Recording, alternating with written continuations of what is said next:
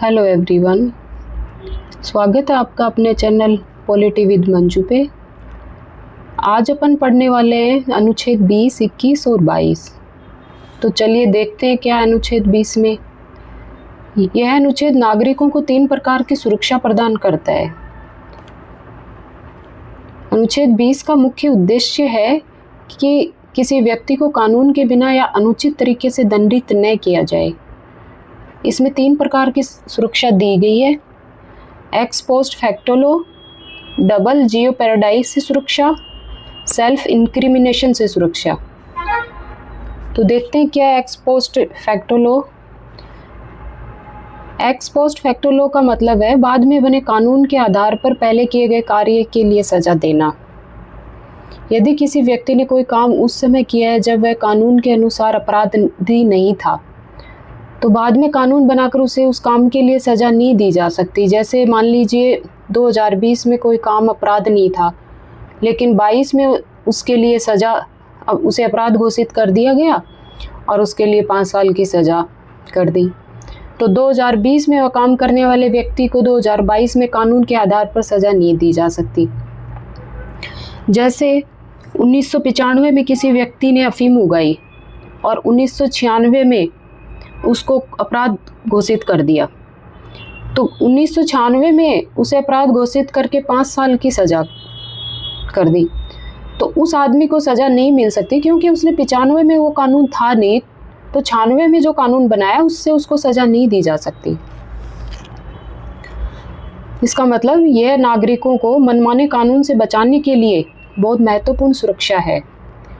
दूसरा है double jeopardy से सुरक्षा। इसका मतलब है एक ही अपराध के लिए 2 बार सज़ा देना। अनुच्छेद 20 के अनुसार किसी व्यक्ति को एक ही अपराध के लिए आप 2 बार दंडित नहीं कर सकते। जैसे अगर किसी व्यक्ति को चोरी के अपराध में अदालत ने सज़ा दे दी है, तो उस चोरी के लिए उसे दोबारा अदालत बुला के सज़ा नहीं लाकर उसे फिर से सज़ा नहीं दी जा सकती। तीसरा है सेल्फ इंक्रिमिनेशन से सुरक्षा। इसका मतलब है अपने ही खिलाफ गवाही देने के लिए किसी को मजबूर करना।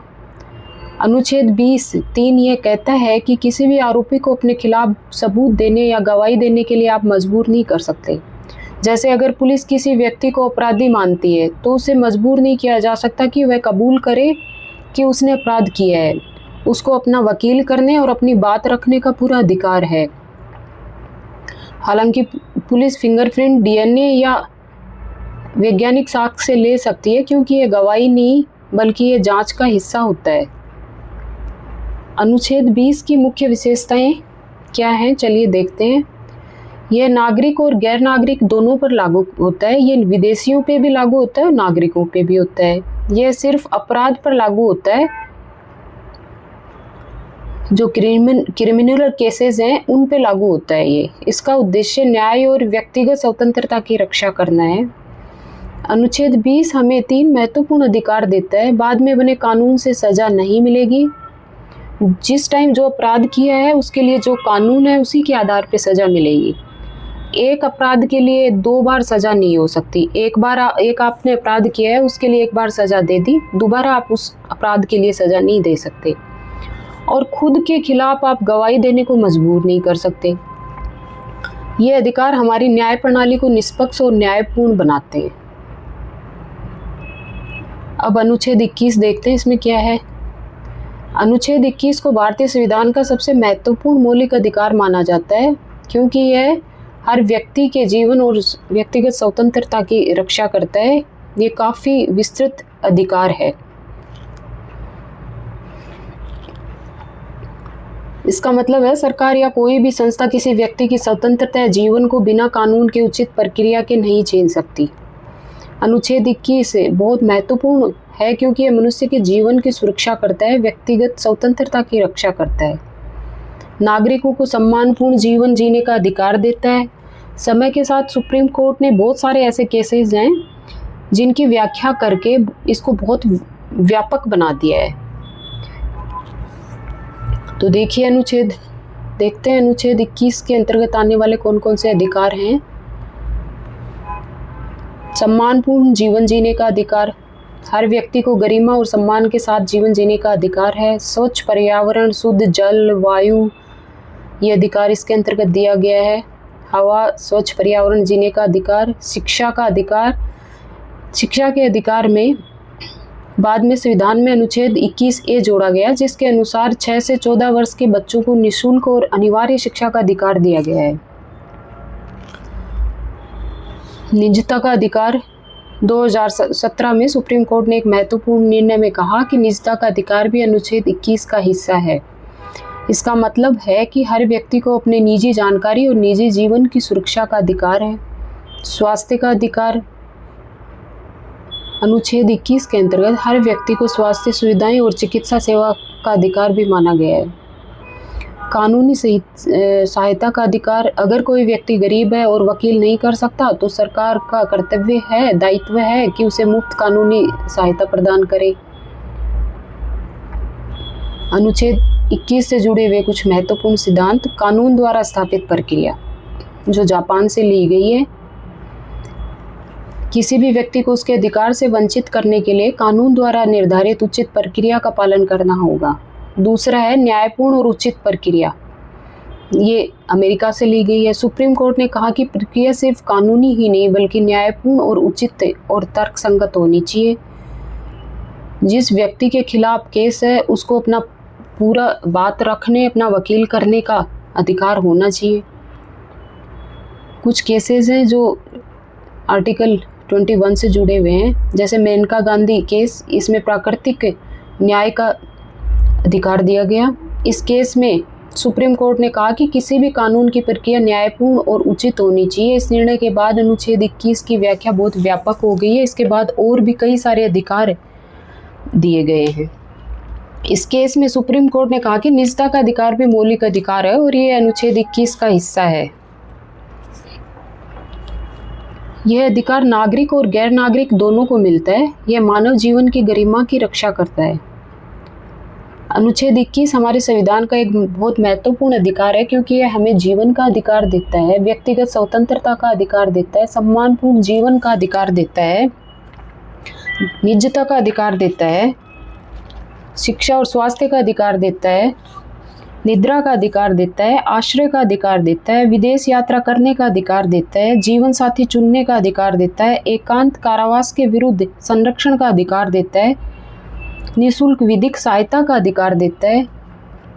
इस तरह से प्रतिष्ठा का अधिकार देता है, प्राथमिक शिक्षा प्राप्त करने का अधिकार देता है, जीविकोपार्जन का अधिकार देता है, शोषण के हथकड़ी लगाने के विरुद्ध संरक्षण का अधिकार देता है, कर्मचारियों को बकाया वेतन का अधिकार देता है, सार्वजनिक फांसी देने के विरुद्ध संरक्षण का अधिकार देता है। इस तरह से अनुच्छेद 21 बहुत विस्तृत है और इन केसेस के बाद में इसको और व्यापक बना दिया गया है सुप्रीम कोर्ट के द्वारा।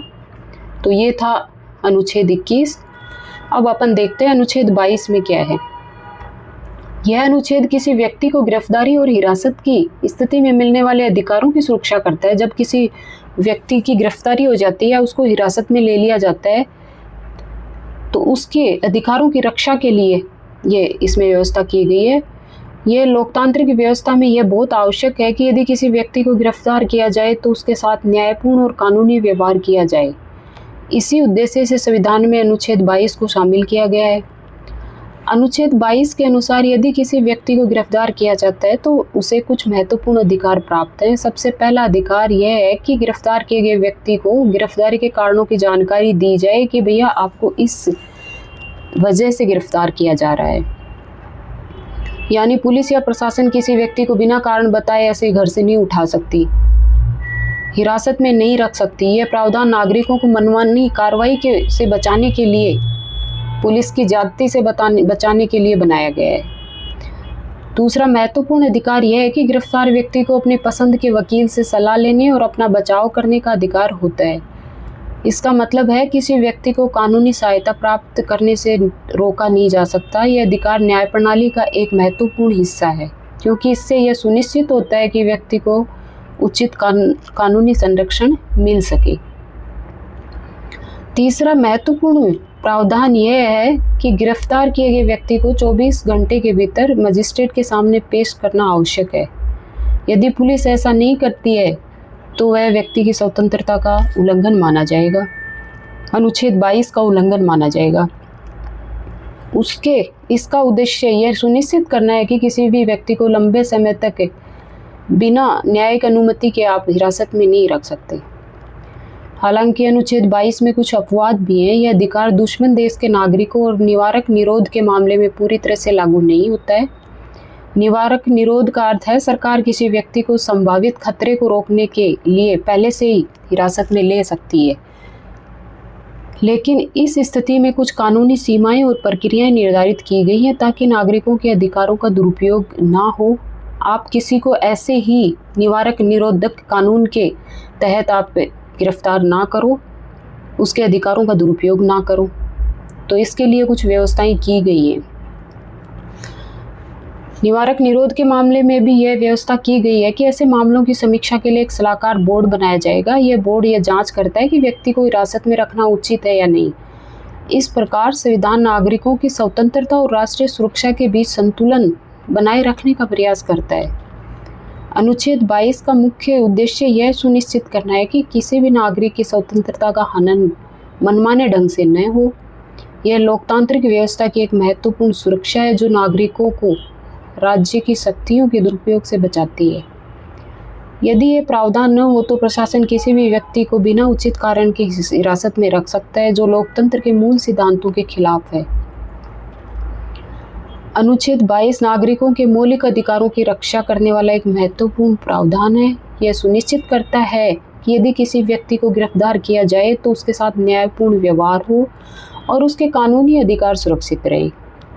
इस प्रकार यह अनुच्छेद भारतीय लोकतंत्र में न्याय, नागरिकों की स्वतंत्रता और कानून के शासन को मजबूत करता है। तो ये थे दोस्तों 3 अनुच्छेद जिनके बारे में अपन ने पढ़ा। आई होप समझ में आ गए होंगे। वीडियो अच्छा लगा तो please subscribe, like and share ज़रूर करिएगा। Thank you.